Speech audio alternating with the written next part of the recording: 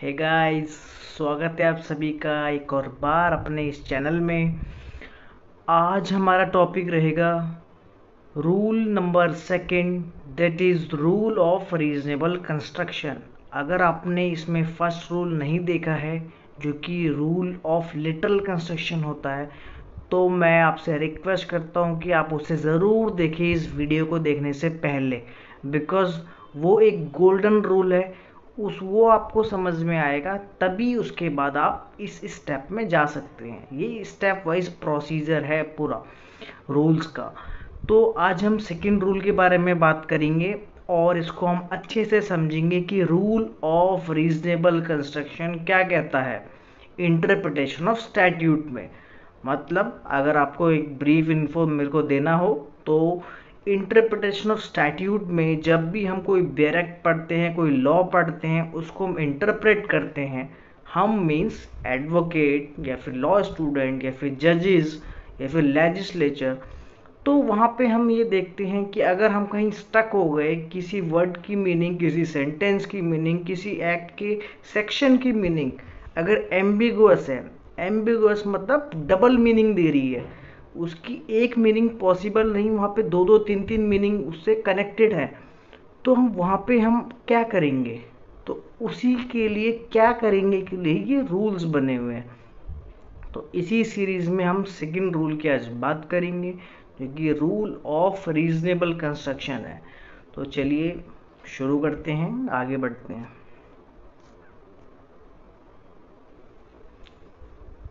First of all इसकी meaning हम देखते हैं। Meaning, rule of reasonable construction is the second important rule of interpretation after literal construction. ये आपको clear है, ठीक है? ये सेकंड इंपॉर्टेंट है। इंपॉर्टेंट मतलब कि फर्स्ट ऑफ ऑल हम लिटरालॉजिस्ट लगाएंगे, मतलब लिटरल कंस्ट्रक्शन का रूल लगाएंगे। अगर उससे बात नहीं बनेगी तो ये लगाएंगे। हम डायरेक्ट थर्ड फोर्थ पे जंप नहीं करेंगे, सेकंड को सेकंड नंबर पे ही ट्राई करना है। मतलब अगर किसी की मीनिंग एम्बिगुअस है, हम पहले उसकी लिटरल कंस्ट्रक्शन से उसकी मीनिंग जानने की कोशिश करेंगे कि इसके लेटर्स ऑफ लॉ क्या कहते हैं। अगर वहाँ से भी क्लियर नहीं हुआ और प्रॉब्लम सॉल्व हमारी नहीं हुई, तब हम इस रूल में जंप करेंगे, ना कि थर्ड पे या फोर्थ में। तो ये सीक्वेंस वाइज चलता है, तो इसकी जो इम्पोर्टेंस है वो सेकंड नंबर की है। Now this rule states that where literalages, that is letters of law, is ambiguous होंगे, and an interpreter is not able to discover the intention of law by application of ordinary and grammatical meaning। अगर grammatical and ordinary meaning उस letter की लगाने से भी interpreter उसकी meaning तक नहीं पहुंच पाया है, then the meaning of such ambiguous term can reasonably be construed by an interpreter while being cautious within the ambit of such original term। मतलब जब उसकी मीनिंग वहाँ से नहीं निकल पाई, उसके बाद हम इस रूल पे जंप करेंगे और हम उसकी रीजनेबली कंस्ट्रूड कर देंगे उसकी मीनिंग। मतलब उसको कुछ एक ऐसी रीजनेबल मीनिंग दे देंगे जो कि हर संदर्भ में फिट बैठे और किसी अदर रूल से कॉन्ट्राडिक्ट ना करे। यही काम होता है कोर्ट्स का हमारी कंट्री में। वो एक्ट को क्या करती है, उसका काम एक्ट बनाना नहीं है, एक्ट बनाया लेजिस्लेचर ने। अब कहीं पे स्टक हुए, कहीं पे कुछ कॉन्ट्राडिक्शन आई, कहीं पे क्लैश हुआ दो पार्टीज का, तो वहाँ पे क्या मीनिंग देनी है, किस सिचुएशन में मीनिंग देनी है, यही कोर्ट का काम है। तो रीजनेबली कंस्ट्रूड कर देती है वो, ताकि उसकी जो वर्ड की अहमियत है वो कम भी ना हो और उस वर्ड को वॉइड करने की ज़रूरत ना पड़े, और उसको कुछ एक मीनिंग दे देंगी जो कि उस संदर्भ में बिल्कुल फिट बैठे। तो यही होता है इसकी मीनिंग रीजनेबल कंस्ट्रक्शन की। बट इसमें लास्ट में एक लाइन लिखी है, while being cautious with in the ambit of such original term.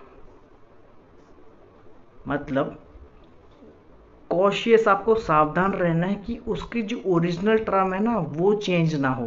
Original term means जैसे अगर हम कॉन्ट्रैक्ट एक्ट की बात कर रहे हैं, उसमें हम स्टक हुए हैं, तो हमें कॉन्ट्रैक्ट एक्ट को अपने दिमाग में रखना पड़ेगा। कि हम कहीं इसकी मीनिंग से ही बाहर ना निकल जाए, जो इस लॉ का मोटिव है हम उसको ही क्रॉस ना कर दें। आईपीसी में स्टक हुए हैं तो आईपीसी तक हम सीमित रहेंगे, मीनिंग कुछ भी दे सकते हैं, लेकिन सावधान रहना पड़ेगा कि उस एम्बिट से बाहर ना निकल जाए, उस दायरे से हम बाहर ना निकल जाए। तो ये इसकी एक मीनिंग है। अब हम आगे चलते हैं स्लाइड में।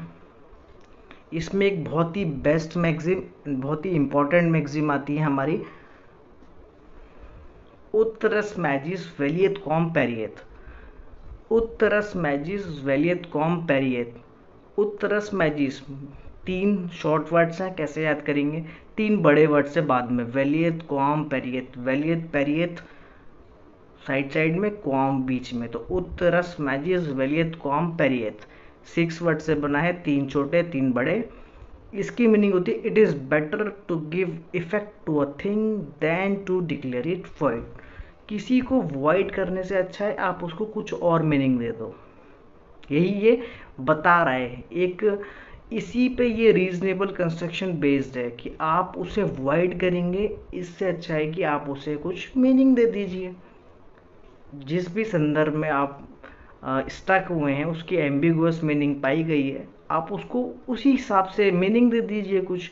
आप उस वर्ड को वाइड कर देंगे, अगर कोर्ट उस वर्ड को वाइड कर देगी फिर उसकी जगह या फिर उस सेक्शन को ही पूरा रिप्लेस करना पड़ेगा, इससे अच्छा आप उसको कुछ मीनिंग दे दीजिए, ये ज़्यादा बेटर है। यही ये मैगजीम कहती है, उत्तरस मैजिस वेलियत कॉम पेरियत। That's it. आगे चलते हैं। केसेस, अगर आपने फर्स्ट वीडियो देखी है लिटिल इंटरप्रिटेशन की, तो उसके केसेस और इसके केसेस बिल्कुल सेम है, क्योंकि जब कोर्ट उस बारे में बात करती है लिटरलेजिस के बारे में, तो वो रीजनेबली कंस्ट्रूड का भी मीनिंग वहाँ पे बताती है। क्यों? क्योंकि अगर वो नहीं लगेगा तो सेकंड नंबर इसी का है, तो अगर वहाँ पे वो नहीं लगा होगा तो कोर्ट ने जाहिर सी बात है रीजनेबल कंस्ट्रक्शन की बात करी होगी। तो इनके जो केसेस हैं वो कॉमन चलते हैं, बट 2 इंपॉर्टेंट केस जो इसके लिए हम स्पेशली डाल भी सकते हैं, एक है Nand Prakash Vora versus state of HP मतलब हिमाचल प्रदेश। इसमें बोला है interpretation should not be given which would make the other provisions redundant. बिल्कुल सही बात। आप ऐसे इंटरप्रिटेशन मत देना कि अदर प्रोविजंस ही रिडंडेंट हो जाए, मतलब उन्हें ही कैंसिल करना पड़ेगा, फिर वही किसी काम के ना रहे। तो मीनिंग ऐसी देनी है कि यहाँ पे भी सूटेबल हो और बाकी प्रोविजंस का कोई नुकसान ना हो। That's it. सेकंड, मोतीपुर जमींदारी, बहुत ही इंपॉर्टेंट केस है, मैंने आपको फर्स्ट वीडियो में बताया था, तो और वहाँ पे मैंने इसे पूरा अच्छे से समझा रखा है। अगर आपने नहीं देखी है वीडियो तो मैं आई बटन में लिंक दे रहा हूँ, साथ ही साथ प्लेलिस्ट में वीडियो अवेलेबल है, तो इस केस को आप वहाँ से ज़रूर देखिएगा। और यहाँ पे ऑलरेडी डिस्कस मैंने लिख दिया, क्योंकि यहाँ पे फिर मैं लिखता ब्रीफिंग देता तो डबल ज़रूरत नहीं थी। तो Motipur Zamindari company private limited state of Bihar, अगर आपको बताऊं तो ये बिहार सेल्स टैक्स एक्ट के बारे में है, तो काफ़ी इम्पोर्टेंट केसेस हैं ये। सो अगर आपको ये वीडियो पसंद आई हो तो चैनल को प्लीज़ सब्सक्राइब कीजिए, वीडियो को लाइक कीजिए, शेयर कीजिए। Thank you so much, bye bye.